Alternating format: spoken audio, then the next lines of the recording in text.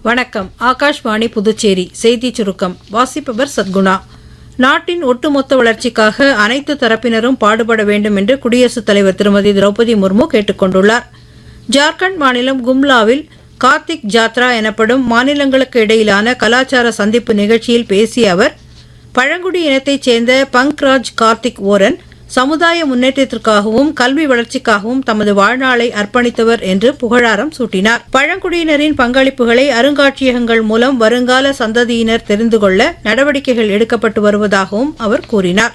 நாளை நடைபெறவுள்ள புத்தாண்டு தின கொண்டாட்டங்களை முன்னிட்டு புதுச்சேரி அரசு சுற்றுலாத்துறை சார்பில் கடற்கரை சாலையில் 2 இடங்களில் இசை நிகழ்ச்சிகள் நடத்தப்பட உள்ளன.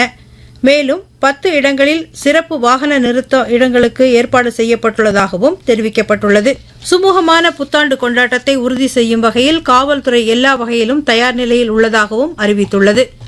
மேலும் புத்தாண்டு கொண்டாட்டங்களின் போது விபத்துகளை தவிர்க்க வாகன ஓட்டிகள் ஹெல்மெட் அணியுமாறும், மது அருந்திவிட்டு வாகனங்களை ஓட்டுவது மற்றும் கடலில் குளிப்பது உள்ளிட்ட செயல்களில் ஈடுபட வேண்டாம் என்றும் அரசு பொது மருத்துவமனை தலைமை பல் மருத்துவர் ராமசுப்பிரமணியன் அறிவித்துள்ளார். தோஹாவில் நடைபெற்ற உலக பிளிட்ஸ் சாம்பியன்ஷிப் செஸ் போட்டிகளில் வெண்கலப் பதக்கம் வென்ற இந்திய கிராண்ட் மாஸ்டர் அர்ஜுன் எரிகேசிக்கு பிரதமர் திரு நரேந்திர மோடி வாழ்த்து தெரிவித்துள்ளார். சமீபத்தில் நடைபெற்ற ஃபிடே ரேபிட் செஸ் சாம்பியன்ஷிப் போட்டியில் வெண்கலப் பதக்கம் வென்றதை தொடர்ந்து தற்போது கிடைத்துள்ள வெற்றிக்கு அவரது திறமை, பொறுமை மற்றும் ஆர்வமே காரணம் என்றும், இளைஞர்களுக்கு அவரது வெற்றிகள் தொடர்ந்து உத்வேகம் அளிக்கும் என்றும் பிரதமர் தமது சமூக ஊடக பதிவில் கூறியுள்ளார்.